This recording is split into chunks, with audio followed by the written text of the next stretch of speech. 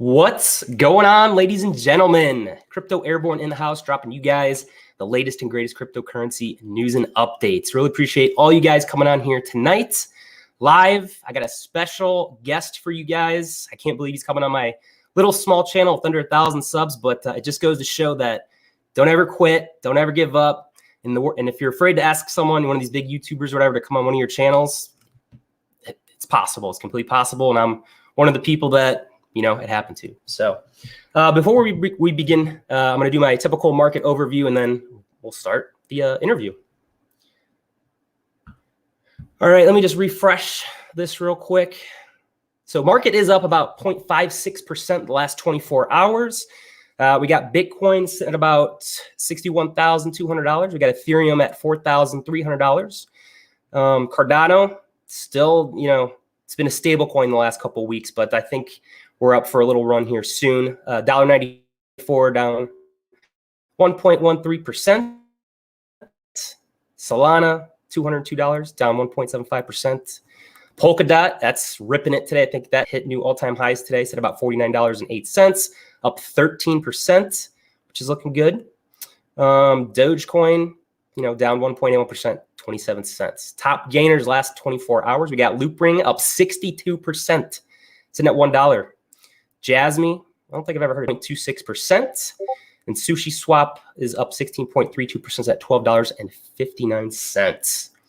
All right, top losers. We have Phantom down 7.28%, $2.70. We got IOTA down 5.81%, sitting at about $1.41.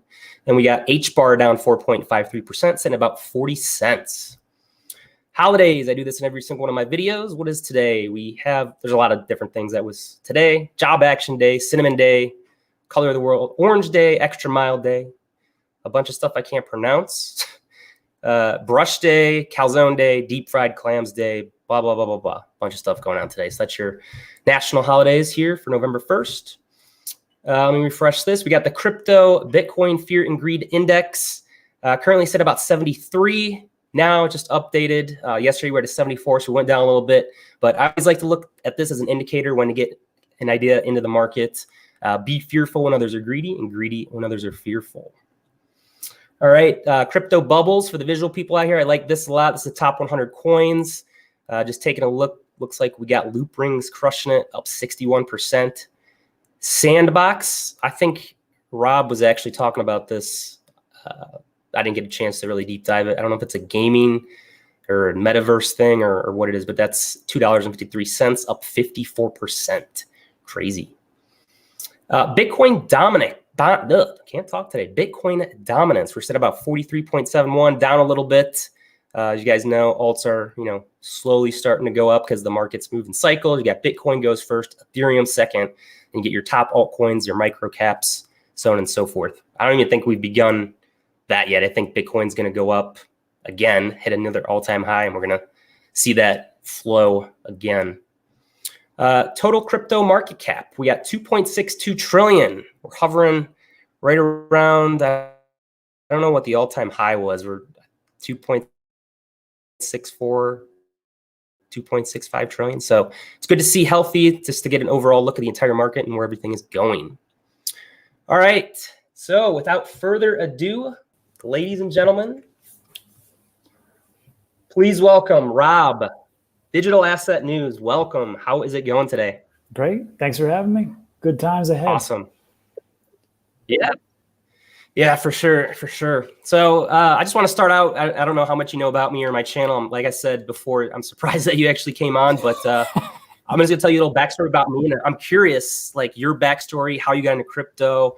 I know you were in the Army, you said 8 years. So I don't think I've heard anywhere on anyone else's channel any detail on whatever you want to share. But I have a couple questions I want to ask you about that. Like if there's any embarrassing Army moments, because I know we've all had them. But I'm just prepping you right now. If there's anything funny you'd like to share. So yeah, I'm going to tell you a little about myself. So I'm originally from Cleveland, Ohio. I went to John Carroll University. I did their ROTC program. So I graduated in 2009 from college, went straight into the Army. I was an infantry officer for a couple years, went to Army Ranger School, Airborne. I was actually at Ranger School for quite a while. Because it's a 60-day course, but I'm well over, I think, like 150, 200 days. I recycled. I got kicked from I got kicked out for peers. They didn't like me or whatever. And then I went to my first unit, 82nd Airborne. And then they're like, oh, you either get to deploy or you're going to go back to Ranger School. And at the time I was like, I'd like to deploy. So I went to Iraq for 6 months. And then I came back, went back to Ranger School, got my tab finally. Then the 82nd finally gave me a platoon. So then I was a platoon leader for a while in 2nd 325 White Falcons.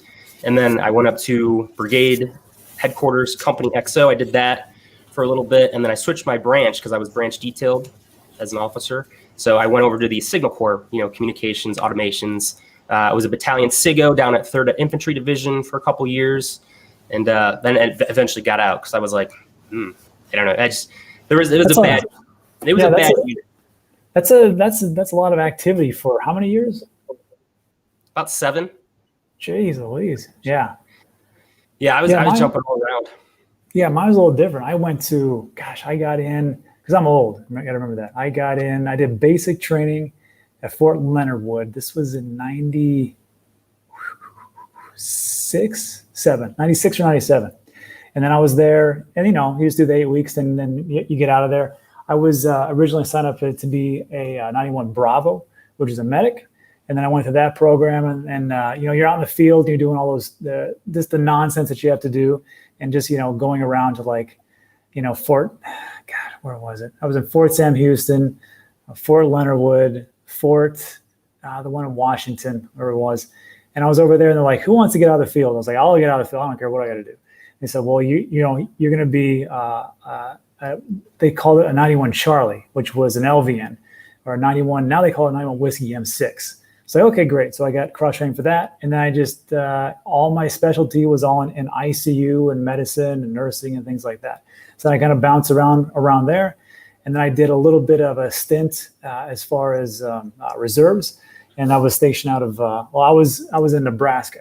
And I would just do my reserve duty here and there. And then they called me back up for service.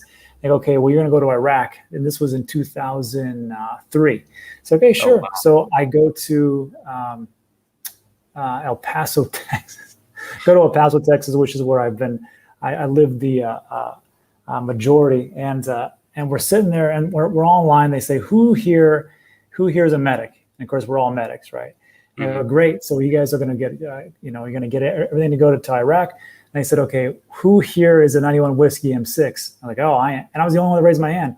They go, oh, well, we need you back in the ICU. So I would go in the ICU. I did the burn unit for a year there, and then I was supposed to get deployed. And then when the 4223rd cash came back, they said, okay, that's it. Everybody go home. So by 8 years was essentially just all stateside, but it was all medicine. So that was essentially it. I'm surprised you got kicked around so much for 8 years. You guys that are in for Signal and Airborne Ranger and things like that. Yeah, it's a different time. Yeah, for sure. It was crazy. Shout out to in the audience right now, Caleb Sheffield. He's one of my buddies that went through Ranger School. He says he always tells people how long I was there for. Because I never gave up. I never quit. There was a lot of times, real deep times in mountain phase when it was cold, rainy, and people were quitting because they just couldn't handle it or whatnot. But I stuck through with it and ended up graduating and getting my tab. It was probably one of the craziest experiences of my life. It was good. But Caleb, he's a teacher at West Point right now. I think he's a major. So shout out to Caleb. Shout out. Thank you for your service. But it was crazy. So then I got out. I was with the unit I was in was so bad. And I was like, okay, I'm just getting out. And I didn't know what I wanted to do when I got out. So I ended up starting a drone business. So during that time, you had to get a FAA drone license in order to commercialize and fly drones or whatever. So I did that for a year. Luxury real estate. I did a bunch of videos and stuff for that, but never really took off. So essentially it failed. And then the wife's like, oh, you got to get a real job, blah, blah, blah. So my buddy told me about Amazon because he was a veteran. He's like, yeah, they're doing a big push for hiring veterans and whatnot. So I was like, why not? I'll apply. So ended up applying for Amazon. This was 2017, end of 2017. So I got the job, came in as a manager. I was the guy that was in the warehouse that managed the night shift. So all the boxes that came in, I managed the whole crew that did all that. And I did that for a couple years. And then during that time was when I got into crypto. I think it was 2016, 2017. My cousin's like, yeah, you got to check out this crypto stuff. XRP, this thing is, this coin's awesome. So I got into that and I downloaded Binance. And I didn't know what the heck I was doing. It was so hard to use.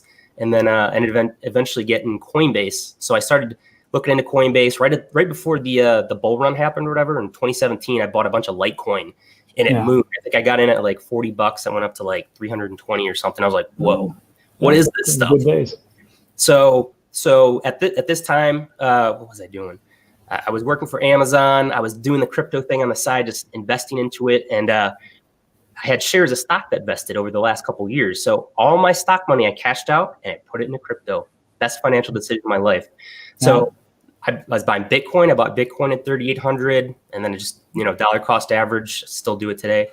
Bought a crap ton of Cardano between 7 and 15 cents. And then then the beginning of this year, we had the bull run, and I was looking at my portfolio throughout like working. I'm like, it's going up, up, up, and up. I was like, I might be able to quit my day job. So sure enough, April 30th was my last day at Amazon. And congrats. Yeah, I'm in my crypto retirement per se. And I started this YouTube channel, 2 months ago just to kill time type of thing. I don't know where it's going to go. I do it for fun. It's a passion of mine now. So that's pretty much my story in a nutshell. Yeah. So when you first quit, this is a good lesson for everybody else out there thinking that just to be able to quit is like you're just going to transition and you're going to do nothing. So real quick, tell us about like how that worked out for you when you quit and you had nothing else to do. So now what do you do? That's the thing. I have 2 kids, so I have a 1-year-old and a 3-year-old. So that pretty much consumes my whole day, just watching them and whatnot. So I do that. I'm into crypto mining. I got CKB boxes behind me, so I'm mining crypto. I just started that a couple weeks ago. It's pretty fun as a hobby to do. I do my YouTube. I try to do daily videos, but it's real hard. Pretty much my day starts at night once the kids go to bed. So this is where I'm out doing a lot of my stuff. So I do that. And then just, spend time with the family and do as much travel as I can and living off that Voyager interest pretty much.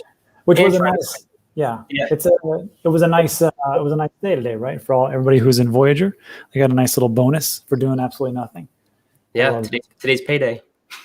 Yeah, exactly. So, I mean, to speak to your point, like I remember when I stopped working for somebody else, this was in 2013, 14, somewhere around there. I just, because I had done a lot of different things online. And one of them was I still have it. It's an education website to help nurses pass their clinical exam. And I had done that for years. And there was a point where I said, you know what, I'm sick of working for somebody, because if I'm going to put all this energy into somebody else, I'll just put it into myself. And that's what I did. And then before you know it, you're not working for somebody else. And then the problem becomes like, well, now I have all this time and I have all this money. Now what do I do?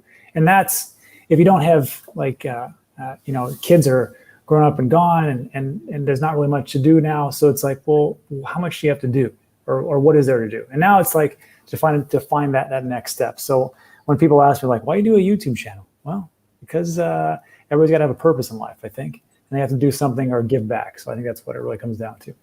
Yeah, for sure. So when did you first hear about crypto? When did you get into it? Yeah. So my son brings back he goes, hey, I've got this great offer from a friend of mine in school. He's going to give us 500 Bitcoin for $500. And I was like, what's Bitcoin? And he explained it to me. And he says, it's this, and he kept saying the word decentralized. I'm like, I don't know what that means, but okay. And he says, but it's really great. It's going to be awesome. And da-da-da. I'm like, Alan, that makes no sense. That makes no sense what you're talking about. I go, that is ludicrous. I can't understand what you're saying. So no, I'm not going to give you $500 for 500 Bitcoin. That's the first time I heard about it. That was, that was a long time ago, 2011, somewhere around there, 2012. Oh, wow. So that kind of slipped through my hands. And some people will say, well, you almost had it. Well, here's the thing.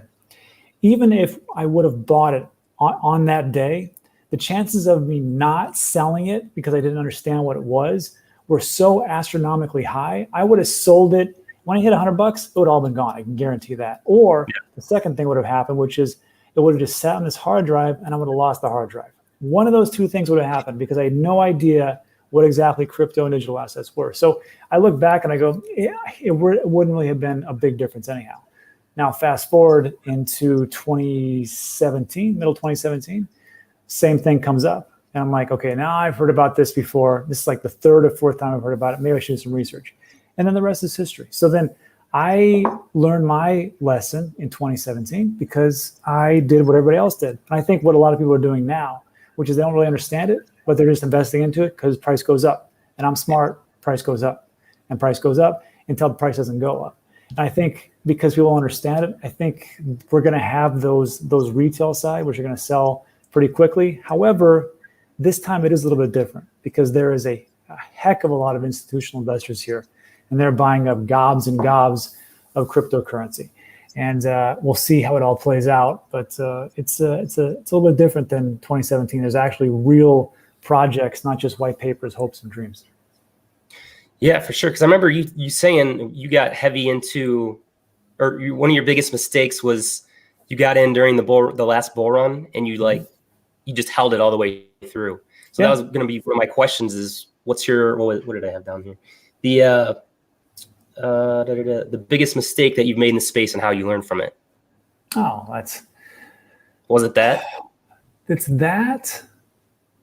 I think there's another mistake I make. Yeah, I make plenty of mistakes. I'll ask my wife. She'll tell you. I think it's that, holding all the way through. I think it's falling victim to the herd mentality. And the herd mentality can be wherever your herd is. The herd mentality could be, this is all a scam, get rid of it. Or the herd mentality could be, you need to hold this forever and have diamond hands. And I know some people will say, well, I got to hold this forever. You don't have to hold things forever. At some point, you can let a little bit go. It's going to be okay. And people will say, Rob, you understand, you got to hold crypto forever because it's going to go up forever. Look, if I sell, let's just take Voyager, right? Let's say at the end of the year, it hits $30, which I think it's going to hit $30. And I sell a little bit. People are going to be like, why did you sell? Because that's going to $50. Okay. Well, what if I waited to $50? And as soon as they hit $50, people are like, why did you sell? That's going to $100. It never stops. And there's a great quote from one of the Rothschilds, Baron Rothschild. He says, fortunes are made by buying extremely low and selling before the top, meaning you'll never time the top, so don't even try it. Yeah, for sure. I made a video on taking profits earlier. I took profits on my Cardano. I sold a good bag of that. So yeah. I'm just sitting that into USDC right now, earning the 10.5% interest. Yeah, it's crazy, right? That interest is unbelievable. And you know what's funny is that people ask me about that. I'm like, yeah, it's real. And they go, well, how do they do that? Well, I go, there's a couple of different ways they do it. First of all, there's a ton of institutions. Of course, they're loaning that out, and they're allowing those people to do the things that they want to do with it, which is either it's through arbitrage opportunities that they do it for these other hedge funds, institutions, or they just do straight loans. Whichever they're doing and whatever they're offering, you get that in the back end. And the great thing is that it's just on Voyager. They've already raised, what was it, 75 million from one of their seed funding. So they have the liquidity right there to pay these things back. So when people ask me about this, I'm like, yeah, it's real. What are you getting in your bank? You don't have to do that. You can do it wherever you want to. You can stick it in your bank. That's fine. But it's not going to work out. Yeah. So this made me think of a question too. And it's another company I'm thinking of is BlockFi. They had their high interest rates. They keep dropping their rates. How do we know that Voyager, isn't going to do the same thing? And I've already noticed on some of their assets, like Cardano, it was at 5.5. It was been 5 for the last couple of months, and then this month now it's 4.5%. How can we know that it's not going to go down a rabbit hole? And you know what I mean? How are they going to? I know what you mean. I'll tell you. I'm going to tell you a good story about Steve in a second. But I was talking to another individual from another, because I'm constantly talking to these other platforms because they want to do some advertising. You'll trust me. You already get this on your channel. I can guarantee it. You're going to get 10 more as you start to blow up. So as they're talking to me, and one of them, I can't say who it was, but they're like, yeah, we were talking to BlockFi and we were talking to them about what's going on, or not BlockFi, Celsius. And they said, what do you guys think about what's going on with BlockFi? And they said, They go, yeah, that's totally different than what we do. What they're doing and the way they're doing it is a little bit different than what we are. So we have no problems with going this route. And then other ones that they've been talking to are like, yeah, we're just going to go down a certain path and just say it's a security and just say, forget it. Right. And off they go. So that's just the one part. But as far as like the diminishing returns, at some point, these institutions that are actually getting these types of assets, at some point, there's not going to be this huge, like I said, like an arbitrage opportunity or market makers. At some point, they're going to have to kind of pull back. That's why you'll see sometimes like a synthetics, which is like, apparently it's like gold out there. For like the interest rate, it's so high because there's just this huge opportunity. But as time goes on, it's not as big of an opportunity in the other platforms that they want to use it. So that'll just kind of like go away. And then so here's a funny story about Steve. So Steve messaged me about Cardano because he knows he knows I have a stake pool. And he goes, hey, how's that stake pool doing, Rob? I go, it's great, Steve. Thanks for asking. And then he comes back. He's like, so how does that work? How do you guys pay out? I told him, I go, it's because of Cardano, there's no slashing. It just kind of everything stays in your wallet. It never leaves. And of course, everything goes, it's all handled by IOHK. We really just kind of keep everything up and running. Oh, okay. So what's the rates? What are you getting for the rates? And I told him, I go, well, the industry average is between 4% and 6%. And right now our pool is doing pretty good, like 5.25. I was like, okay, great, thanks. And a week later, here comes, this is when they put out ADA, 5.25% for the rates. And I go, damn it, Steve. I go, that was, wow, that was pretty good. And I go, no, it's hats off to him. And I remember the guys that we work with the stake pool, they go, hey, are you angry about that? I'm like, why are you angry about that? I go, he's got a business to run. I mean, God bless me, wants to try it. So then, of course, my job is to tell people like, look, you can keep Cardano over there, right? But just remember, it does nothing to secure the network. And then over here, you're getting into this stake pool, and it's your keys, it's your crypto, and so on and so forth. Cool. So it really doesn't matter. But on that one, I DM Steve. I go, hey, good job on the ADA. He's like, yeah, thanks. Wow, that's funny. That's pretty good. There's one question I want to kind of shift a little bit about Voyager, and we kind of talked about it a little bit. But they have the partnership with the Dallas Mavericks that was announced. It was big. 2 weeks ago on Wednesday or whatever. So the day before, you tweeted, "Oh, there's something big announcement coming," and then the next day they announced Dallas Mavericks partnership. And a lot of the community members and Voyager, VGX Heroes, Twitter, people were DMing me. They're like, "Yo, if you go on with Rob, you got to ask him, how did you know about that prior to?" And granted, some people talk because they knew about it. You had to have people at that event and whatnot. But then there was another follow-up to that you said, well, this isn't it. There's something even bigger. Can you share any of that, or you want to talk about that? That'd be interesting to hear. Yeah, so they're in the process of buying out CoinBase.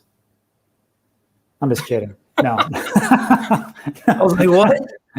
Everybody's heart just stopped. That was pretty good. No, I'm just kidding. No, that's not happening. So the question probably is like, well, how'd you know? Well, first of all, you understand, like for the longest time, I was at Fort Bliss in Texas, in El Paso, and then I moved over to Puerto Rico, and then on Puerto Rico, there's a huge crypto community over here, and it seems like it's a big island, but it seems like everybody knows everybody. So there's always a little chatter in here and this types of things. So like I hear things and I just hear it, and it could all be hearsay, but these were some of the things that I had heard come on the pipe. And of course, I can't, to make sure that nobody gets in trouble, I just say, hey, there's something big coming, but I can't tell you what it is, because I really can't tell you what it is. And then the other thing that I heard is still a pretty big thing, and it hasn't happened yet. And I think once that happens, it'll be like, it's not like a nail in the coffin for everybody else, but it is a pretty good accomplishment. Very hard to do, takes a lot of time and effort. And that's really all I can say. But look at, even if it doesn't go through, the thing I'm talking about, it doesn't really matter. So, I mean, look at everything that just happened. I mean, the Dallas Maverick thing is huge. And we talked about it why on my channel. I go, look, in 2019, the NBA said that you can go out globally and form partnerships. So essentially what Steve did and the Voyager team was like, we want to partner up with the Dallas Mavericks because we know that you guys are playing globally. We know you guys have a contract everywhere else. We're going to educate everybody around here. And of course, they have that everything that went through. They just got, they were deemed fit and proper by the French authorities so they can be in the EU. So as they branch out, they're going to capture all those people all the way around with the help of Mark Cuban and Dallas Mavericks. So that's huge. The 75 million funding that they raised, that's also big. And then there was the other big item of news. Which one was it? There was one other thing that I forgot. Recently? Yeah, recently. There was 3 things. I'm trying to think. Oh no, it wasn't a big thing. It was just that they had set limit orders, which I thought was a pretty nice addition to what they're actually doing. So like, I mean, all these things, and of course the loyalty program, and we can get into that in a bit. But I mean, and the last thing was branching out from the EU, but that's going to happen in Q1 2022, probably towards the end around March. Yeah, that's what they're saying. So if you can do all those things, you've really got a huge leg up to a lot of people, a lot of organizations. So yeah, the only thing that I can't understand, and I keep trying to wrap my head around it, and it's tough to say, but like if you have Voyager, I just don't understand why you wouldn't want to keep 500 Voyager tokens at the minimum to get all those rewards and to get the higher interest rate. I know it's not on everything. I understand that. But to get the 1x, 2x, or 3x, well, I guess the 1x, and then of all the different fees that you save. I just don't understand it, as opposed to going, you know what, I'm just going to write it all out and gamble on Shiba Inu, which nothing against Shiba Inu. If you made a lot of money, congratulations. Hopefully that lasts. I don't know. Yeah. The VLP program, I don't know where I was reading this at, or if you tweeted, or I was reading somewhere in one of the Discords, but they're talking about adding like a different tier to the VLP program. So something like maybe 15 to 30 tokens to be a part of that program and start getting the rewards. That way it's like a no-brainer just to join that program. Yeah. So then everyone would be buying up VGX. That would be smart. I mean, see, this is the thing. Or adding a whale tier. So if you have over 100,000 tokens or something, that's an incentive for, them to hold on to it. Yeah. I've heard that being thrown around the community too. So what do you think they could add to the program that would benefit everyone? Well, first of all, I'd say, I know they got a lot of smart people. They got a good team. That's why I invested into Steve and the crew, right? I mean, you don't go from the CEO of E-Trade and then Lightspeed and then just to go, well, I'll just kind of cash in on this one, just kind of coast. Yeah. Usually you're going to do, a pretty great job. So I know they're really trying to do the best thing for the loyalty program. The big thing, I think, is, of course, there has to be a limit on the amount of tokens that are being generated. And I can understand how they say, look, we're going to let everybody to get into the governance aspect of this, and we're going to actually be able to let them vote in the next couple of years. That's great. That's fantastic. I just would hope that they would say, okay, we're going to set a limit on the amount of tokens that we can actually create. And I know they're burning some. I understand that they're burning something on the fees for every fee but it's not, and I don't believe it's enough to keep pace with the actual inflation that's going on. And if they could solve that, if they could just say hard cap here, I think that would help a lot. But that's how I see one of the flaws that it has. But I mean, besides that, shoot. I mean, everybody likes free stuff. So why don't you just get at least 500 tokens? That's or a merch store throwing around, like you get discounts if because everyone's been asking for like official merchandise, just something little like that. Just from what I hear, it's super easy to start a merch store, and everyone's like, why hasn't Voyager done this yet? Yeah, that's true. And then there's a lot of different companies that, Amazon type business, which is one of the businesses I have is, FBA by Amazon. Super simple, right? You just say, hey, I need this, and then give me a warehouse and store here, and then ship it when the orders come in. You can get a cut, I'll get a cut, and everybody's happy. That's essentially what it is. And and they don't have to even use Amazon. There's there's other bigger players globally, even globally, that they can use for t-shirts and merchandise. I've already talked to these people. They have really competitive rates. Oh yeah, for sure. Let's see if there's any other good questions that I had. This is kind of shifting the boat a little bit, and I know I think you've mentioned this on your channel. Who are your most trusted sources and why? With all the information that we see, and you know, I always say not financial advice. We're just two dudes on the internet talking about crypto because we like it. Who do you like? Where do you get your news, and how do you trust it? So it's tough because the thing is, I remember there was a story about 2 or 3 weeks ago where it stated that Ripple and SEC had come to an agreement, and I believe it was on Yahoo News, and like I immediately tweeted out, I'm like, "This is great news! This is great! This is going to be actually no, it was Alex who sent it to me, Alex Mascioli, and then I tweeted it out. And I'm like, this is great. And then like within 5 minutes, we were like, that's a fake story. That's not even real. Yeah. So like, it's like a lot of the things that I do is, first of all, I like to tweet it out because there's like way better fact checkers out there. And they caught that one before I did something goofy, like talk about it on my channel where I could just go crazy. So like, I like to find some trusted resources as best that I can and try to look at it. Like one of the ones I like is news.bitcoin.com. And the reason I like them is because if they're going to talk about a bill or a proposal or a project, they always do like a hyperlink. Well, a lot of people do, a lot of places do now. They put a hyperlink to the actual story or to the actual bill that I can read.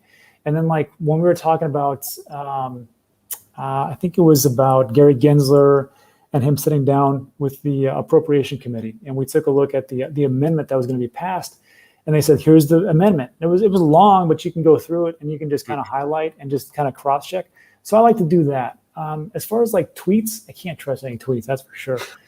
And the biggest thing that I really like to look at is these days is on-chain analysis. So like, I know people will talk about how we're going to the moon and we're doing all these great things. Well, if you can take a look at the on-chain analysis, especially like the exchange reserve that they actually have, and there's two good metrics I take a look at: Bitcoin and Ethereum. I want to take a look at where the price is going. As the reserves actually go down, meaning that people take their currency off of those exchanges, that means they're not there to sell them. So I know when that slope does this and goes down, I'm like, okay, everybody's holding for a long time, and I think the price will go up. And when I take a look at Bitcoin and Ethereum, like a Bitcoin's going just like this. Well, actually, it's like this, and it just goes straight down because everybody's taking it off the exchanges. And Ethereum is going like this, just straight down. There are so few as of before. So like I like to take a look at those types of things because it can kind of, leads to a better decision. And of course, a little TA, but I suck at it. Yeah. I get a lot of my TA from, he's actually one of my friends in real life, and he's got a YouTube channel, Six Fig Stock Trader. He's actually one of my moderators. I don't know if you get a chance to check him out, but his TA has been spot on. He just tells it like it is and whatnot. But and I'm just self-taught too. Like I've been just watching the last couple of years. So I think that's, always a good thing to have too. Yeah. And I got to tell you, like, it seems like the cycle for crypto on the short term, you can see it move with sentiment, like sentiment analysis, which is super easy to look at. You just take a look at like, what is the sentiment today? Is it pretty positive, pretty bullish, not so? And then also like the news articles that come out, like you were talking about Sandbox before. So so 2 or 3 days ago when it came out, Facebook and Mark Zuckerberg came out and said, hey, we're going to change our name to Meta. I was like, well, this is a sign that we should probably, not financial advice, financial opinion, you should probably want to take a look at the metaverse plays. And you can go to CoinGecko, categories, metaverse, and the top ones were Sandbox, Decentraland, and a couple other ones before that. Of course, the next day, what they do, 60%, 40%, somewhere around there. Got a question from Michael. How often does Rob get called Dan? All the time, every single time. It's okay. I mean, like, look, I'm just happy that people watch me because, I mean, we all start in the same type of thing, right? So we have our channel, and I remember my first couple of videos, I got 5 views. And I was ecstatic. I was like, wow, my mom watched me. My two brothers watch me. Stuff like that. So Yeah, I thought your name was Dan too when I first started watching you, and I was like, Rob, Dan. I was like, oh, Dan, Digital Asset News. That's what it is. Okay, it took me like a minute when I first started. Yeah, and then when I started Digital Asset News, I didn't really put it together, the D and the A in the end. And I was like, oh, well, yeah, I guess it would be Dan. So then, and then when people will call me Dan, I'm like, oh, that's why they call me Dan. Okay, and just whatever you want to call me, as long as you watch, I'm good to go. Yeah. So with like the metaverse, and I saw you put out a video the other day or yesterday or whenever it was. All my days blend together now. But have you got the Oculus Quest 2 with the virtual reality headset? Because I got this like a month ago. It is mind blowing. Some of the games, like I highly recommend you get it. And I want to do a virtual meetup on there, crypto meetup. I'm still trying to find it. I don't think anyone's ever done it before, where I get a bunch of people together, and it's literally, there's like rooms, virtual like rooms that you can invite your friends to, and you literally like can walk up to them and like shake their hand. The thing vibrates, the controller or whatever. Like it's pretty insane. Yeah, I had it. I had the original version, and I had it, and it's pretty cool. I haven't tried the Oculus 2. I'm assuming it's even better. But this is the thing. You gotta get it like tomorrow. So when everybody thinks about the metaverse, they're like, okay, well, so it's just gonna be cool, whatever else, right? And it is gonna be pretty great. I mean, think of it right now. Like when you're in a Zoom, first of all, if you're old like me, you can remember like in the 80s and 90s when it was mostly face-to-face, right? And then the internet came through, and of course, more things came online. But in the very beginning, it was all just like, it was like Wikipedia, essentially. That was Web 1.0. And then Web 2.0 came about. That's where everybody got tracked. And you had the age of advertisements, right? And that was Web 2.0. Now Web 3.0, and of course, all of our identities were pretty much taken from us. Now Web 3.0 is where we get to take those identities back, and we can interact in a different way. So think of it this way. So we went from online, and of course, we can't get away from our phones. How many times do you guys look at your phones all day long, right?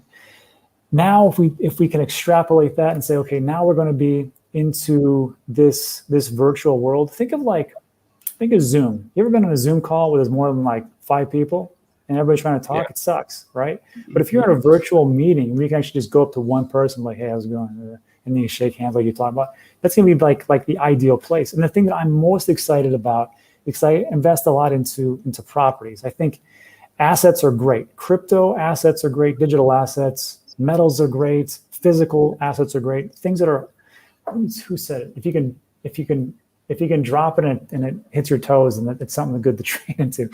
So like an asset, like a virtual location, a virtual an investment as far as like a plot of virtual land, I think is going to be just as valuable as an actual spot. And the reason is because where do people like to advertise? Wherever the eyeballs are, right? That's why you don't see so many. You still see the same advertisements on TV, but where do you see a ton of advertisements? Well, now it's all on Facebook, and now it's all on YouTube, and now it's all on the social media places. So that's just that one part. And then I was talking to my friend Jerry Hall, and he talks about like, look, he goes, Lil Wayne or some rapper had some event in the metaverse in one of the places. Like, I don't think it's the Central Line, it was some other place, but he did a free show. Everybody went to that show, right? Just like you were talking about, they're all walking around. And what do? They put merchandise that you can buy, just like we talked about the Voyager. They put advertisements that you could actually sell, and big billboards and things like that. And then you could also buy his album right there, and they could just put it right there, and there was no middleman. So it was like this big thing. And if you can think of it this way, like if you can invest into these digital properties now, how much will it be worth in 5 years, 10 years, 20 years? And these are things that you're going to actually leave to your kids. I know it sounds crazy right now, but doesn't digital money like Bitcoin sound insane when you first heard about it? Just my 2 cents. Yeah, that kind of reminds me of, did you watch the Cardano Summit? Yes. I think that's kind of like what it was. It's like, I didn't know what I was doing. I streamed it, and my channel kind of took off. I was the only person, I think, on YouTube. I had like 600 people watching. And it's like you go around to different like areas or like whatever webinar they had going, and you could just go up to people, and there would be a little glowing circle around your avatar or whatever. You can engage in conversation with them and would say where they're from. It would have their LinkedIn profile like on it, so you could like look them up and stuff. So I thought that was one of the coolest experiences I've had. I've never seen anything like that. Yeah, and I thought it was cool because you're just sitting there, and there's like these little orbs, you know, they're like a little orb, and then there was a big waterfall in different places, and then of course the place where they were speaking was like it was like the old school drive-in theaters where it was just a big, huge screen, and you could see the people, but you could look around and see everything else. You're like, oh, it's pretty cool. If I were to be Oculus and then some kind of biofeedback, like you were talking about with the handshake and bumping into people, that'd be crazy. And that sounds pretty good. Travis Scott, that's who it is. Crypto Daddy Pig says it right. Travis Scott. Yeah, it was pretty insane. And plus they incorporated like NFTs in it. Like you had to go around and find certain things or I don't know, or if you engaged in the chat, you would get this, and then they would send you an email to go to their site where you could then mint an NFT on the Cardano blockchain, which I thought was pretty cool. Yeah, and then so think of it this way: everybody who's watching this show right now, like think of this. It used to be there in California. There was a crypto meetup, and it was like Brian Armstrong and Dan Moorhead and some other like OG crypto people, and they would just like meet up at some like crappy little place, restaurant, and drink beer and talk about crypto. And then of course now they're all like billionaires. So think of it back then, and think of where you're at right now, and think of where things are actually going. And that's why, like, I know people love to like trade and, you know, get in and out of positions, and that's fine, because some you actually have to, because some just like I've picked some stinkers, that's for sure. But I think sometimes it's just better just to buy something that you believe in, look at the team behind it, look at the utility, and just kind of buy and hold. Time in the market is better than timing. So, I mean, and in the years, who knows what it's going to do. Michael has a good question. I don't know if you know, why does the metaverse need blockchain technology if the metaverse is going to be behind centralized, trusted third parties? Wouldn't other tech, MySQL, be simpler and more efficient? So here's the thing. So like with Facebook, you're going to see that. That's going to be the most centralized version of everything. And this is what James got to over at Best Answers. He goes, because he likes to invest in the projects that will actually be the winners of all winners. That's why he's like, I'm only investing in Ethereum and Solana. I think that's going to be the winners. Okay, sure. And I said, he goes, that's why he goes, I think I'm going to invest in, he was talking about Facebook and Metaverse. I go, no, you don't understand. Because they're going to have a centralized version. And for them to actually get into the Metaverse, what are they going to need to do? Well, it's the same thing they're going to need to do when you get into Facebook. You're going to have to sign up. You're going to give your email. You're going to have to sign that terms and conditions, the TNCs, which is going to say we're going to track the living tar out of you. And of course, you're going to see advertisements crazy, and we're going to sell your data. So on that side, people who like that or use that, they can go there to that city in the Metaverse, or they can go someplace else where it's a little bit more decentralized. So instead of you actually logging in with your email or some credentials like that, wouldn't it be great just to use your wallet, your MetaMask wallet, which just has a string of numbers, zeros, X's, O's, and just go in there and go, this is me. And then when you buy things, there's nothing being tracked. There's nothing that actually needs to be used, and it doesn't go back to you. So you have your, I always screw up this word, anonymity. So you're not being under the eye of Big Brother. So I know some people will say, like, in the back of my head, all these things need to be in a centralized manner, and it has to be behind these trusted third parties. But do we really need all these trusted third parties to make this actually work? We really don't. And to actually pay for things and to get the things we want to, that's why we have these cryptocurrencies. Yeah, and as much as we all, love Facebook and Mark Zuckerberg, it's pretty crazy. Like the Oculus 2 Quest, I got it sitting here like next to me or whatever. It's fun and stuff, but in reality, I don't like them having my data. I like decentralization. We're into crypto. Isn't that what we're here for? Is decentralization. We like it. Yeah, and see, that's the thing, like about when we like decentralization. But I will tell you, there's one thing that I've noticed, that when the price goes up on some projects, let's just take Binance Chain, for example. That's a super centralized project. And people are like, well, it did make a lot of money off it, so it's not so bad. But I'm like, at some point, there is this thing called the trilemma, right? And you can't really solve a lot of issues unless you, because you're gonna fail at one of them. One of it is centralization, security, and scalability, right? So Binance Chain said, look, we're gonna have to make this a little bit more centralized. Well, we sure can scale, and we sure are secure, but we're gonna have to sacrifice one of these three. And of course, other projects say, no, we figured it all out. So I think in reality, we need to do our best to get a little bit more decentralization. But in some things, sometimes it's not such a great idea. But that's just where we're at. So with all that being said that you just said, what projects currently are you looking at? Do you think is going to kind of stand out? Get what Axie Infinity, Decentraland, the Sand you're talking about. Is there anything on your radar right now? Yeah, Axie Infinity, I'm not a gamer, and I wish I was. And I think kind of to understand like these play to earn or P2E types of games, you got to actually play them and really get into it. And I tried Axie Infinity. I'm like, I just don't get it. Like, I don't get that part because I'm old. But so on that part, I can't really tell you. I will tell you this: if you want to take a look at like somebody who's got that down, like Elliott Trades and Alex Becker, they're big into that area. So probably take a listen to them. And then as far as like NFTs, I kind of see where things are going with that. But again, 99 something of those are just going to go away because it's really ICO 2.0. So on those ones, it's unless they don't have a pretty good community, more than around 5,000 members or plus, they don't have a floor price of 0.2 or below of Ethereum, and they don't have any, or if they have some utility, that's great. If they have no utility, it's worthless. So those three criteria, I kind of go that way. So NFTs, that's the thing. But the thing that I'm really excited about the last week or so was really what I was talking about, was this virtual real estate. I think it's going to be a bigger thing. And I think it's going to be more of a job creator. I mean, if you can really think about that. Think of it this way. I said this on my channel before, like, remember if you stepped off the street and there was a job posting and they said, we need somebody who can do SEO, search engine optimization. We need somebody who can actually do Facebook and Google AdWords ads and can optimize and streamline our website. You'd be like, what the hell did you just say? I have no idea what you just said. That makes no sense. And of course, as soon as the internet came about, those jobs became a necessity, right? And now that we have these actual virtual properties, and I'm not saying this is going to happen tomorrow. I think it's a very long play. But if you're here now, you probably already got into the Bitcoins, the Ethereums, the Voyagers, the Avalanches, blah, blah, blah, blah. Maybe this is a time to take a look at what's even going to be out there even farther. And I think like with virtual reality, what if we could have, what did I call it? A DREA,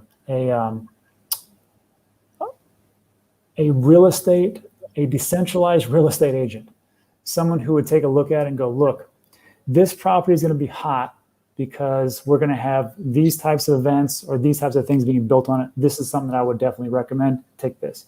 Or wouldn't it be great to have like a decentralized real estate property manager, someone who says, look, if you're going to build on this place, I will get merchants in here. They can sell the skins, they can sell the weapons, they can sell whatever it is that these guys want for their games. But I'll take care of that, and you can just do whatever you want to do, and then off you go. So I think like there's going to be more jobs created on these types of things. And then again, I think the base layer is just buying that land because people want to build on it and people want all this space. So to answer your question, yeah. So to answer your damn question, I'm sorry I didn't get to it. So like Decentraland, I picked it up for it was like 5 cents when I did the video. Now it's like $3. Do I think it can go to like $10? Sure, why not?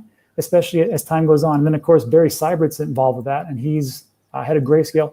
He's the one that saw everything for Bitcoin, things like that. So that one, Sandbox is another one, but Sandbox is just another type of Decentraland type of thing. So again, I think different cities, metaverses, things like that. And outside of that, I'm trying to look at these different play to earn type of games, but who knows about that one? So what's like the incentive to hold these virtual properties? Like, why would, boomer, 55 years old, care about buying? Nothing against you, or I don't know how old you are, but I'm pretty old. So the thing is like with this,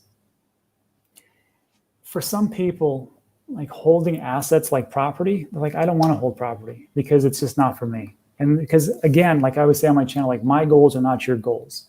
So if your goal is to deal with headaches and residents, then you definitely want to get into real estate. But if you don't like dealing with the hoopla and the upkeep and then the transitions of people in it. I mean, as far as like physical real estate, that's not your play. Your play is something else. But for me, like when I take a look at like a digital real estate asset, and I take a look at there's like a plot of land, and I know that just like how, like I said, the basics of basics. If I want to be an advertiser and I want to get my product out to people, I'm going to go to where the eyeballs are. And if everybody's sucked into that Oculus 2 and they're in the sandbox or they're in the central land and they're walking around, I need a billboard. Or I need something that I can actually put my product on. So I'm going to sell that to the person who actually owns that property and say, how much would it cost to put on my Kellogg's Frosted Flakes banner on your virtual house? Well, it's going to be $1,000 a month. Sure, whatever. So you do something like that. On top of that, you could also just say, like, let's say you have, like we talk about with merch, you know, the basics of basics again. So you have the merch there. Oh, this looks good. I like to buy this merch. Okay, great. You can either put it on your avatar, a digital merch, which is inexpensive, or if you want real merch, we'll ship it to you, because guess what? We have it in warehouses in Amazon. Just pay for it right here. We'll ship it over because Amazon does all that work. And then on top of that, if you want to just say, I'm going to hold this space because I'm just an investor, as time goes on, goes up. Because I mean, I remember Decentraland, a plot of land was, I want to say like 500, it was like $500 to $1,000 back in 2020. Wow. Now one of the cheapest ones is 4,500 mana or Decentraland, which is 4,500 times 3.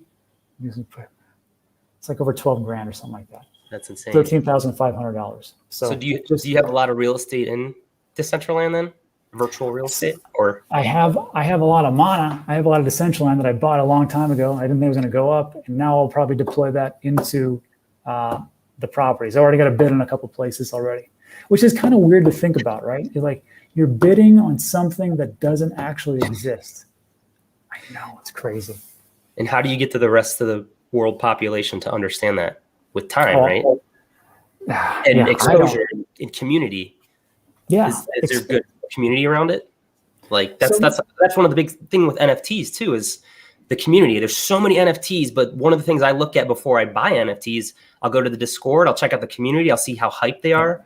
Like one of the things, my first NFTs was Badass Bulls and the Platypunks. Those are like one of my first two. Platypunks is, I think they just tweeted today, I saw from you, I heard it from you, is they put their logo on their NASCAR or whatever, the Brandon's NASCAR. Yeah, I bought one. I bought a Platy, and I reached out to the group and I go, hey, I bought one of your Platties. And well, I was in the Discord because I was trying to figure out all the NFTs. I bought a couple on Cardano. I bought 1 or 2 on Solana, and I bought a couple of just regular NFTs in OpenSea just to figure out how the hell this thing works. First of all, the gas fees are outrageous. Insane. They're outrageous in OpenSea, right? Yeah. Not to get off topic, but I was playing this game. It's play to earn. It's called Snook. I think it's called Snook, right? Let me see. Yeah, app.playsnook.com. So it's a goofy game. It's just a worm that you just kind of squig around and just like buy all these things. Dumb. But it doesn't matter because like as you play, of course you earn different cryptocurrency. But what was cool about it was to mint this Snook, this worm. There's 2 ways to do it. You could pay gas fees in Ethereum, and we know how much that is. Or you could pay for it on Matic, with Matic, the layer 2 solution. I was like, oh, okay, well, I haven't done this yet. So I paid for it with Matic. You know how much it was? It was hold on. Let me see if I can share it. I have a picture of it. Probably nothing. Yeah, it was like nothing. Let me screenshots. Is that it? Yeah, look at this. Let me. Yeah. Okay. Oops. I got to put it into the tab real quick. There's share screen, share tab. Let me see. I don't see it popped up yet. Whoa, right there. There we go. Look at that. Wow. Is that crazy or what? That is pretty crazy. Yeah. I was like, wow, that's pretty good. So Yeah, We got a couple minutes left, but yeah, the gas fees are insane. And I know another blockchain, CKB Nervos Network, which I'm mining. People are asking you in the comments, are you aware with it? I know they have the interoperability with Cardano that they have coming soon, but do you know anything about Nervos Network or CKB? No, I'll tell you what I know. I'll tell you what I don't know. I don't know anything about that. It's a layer 2 solution, I think. That's all I really know. Gotcha. Cool. Well, I got a couple minutes left. I'm just going to scroll through the comments. I haven't really been paying attention. I don't know if you saw anything that stood out. Hey, crypto people. What's up? Hey, guys. Good content here. I like this guy. Tokenized. That's right. Brad Garlinghouse was talking about real estate and insurance on the XRP ledger. Yeah, I can see that, especially to eliminate the middleman. This one, I got into UFO gaming because of illegal trade doing well. Yeah, I've heard about this one too. And then Starlink. That's another big one. I think that's built on Solana. That's all we got. Nervos CKB solves blockchain trilemma by optimizing security, decentralization, and scalability. See, I hear that a lot. I hear that a lot about we've solved it. We know what's going on. And even Solana talked about that. Like, we solved it. Mm-hmm. I don't agree they did, because they were able to shut down their entire network at one point because they asked everybody to do it. And I'm like, it doesn't seem like too decentralized to me. However, you know, like, you got to remember, Solana's not that old. So maybe in a couple of years they'll become more decentralized, but it is what it is. And before anybody's like, you're just a Solana hater, I have a ton of Solana. So I'm hoping it does really well. That's all. That's what I can say. Everything out there has got a little bit of a problem. There's no perfect crypto yet. I know. It's crazy. But yeah, we're coming up on the hour. I really appreciate your time, Rob, for coming on my channel. I don't know if you have any final last words or anything. Yeah, so sure. Last words is this is the moment we've all really been waiting for. I'll be honest with you guys, because if you believe in the 4-year cycles, some people say there are no more 4-year cycles. Some people say this is the last bull run, like Willy Woo. And some people say that we'll keep going up forever and we'll just have small dips here and there, but we'll keep going up and up and up. I don't believe it.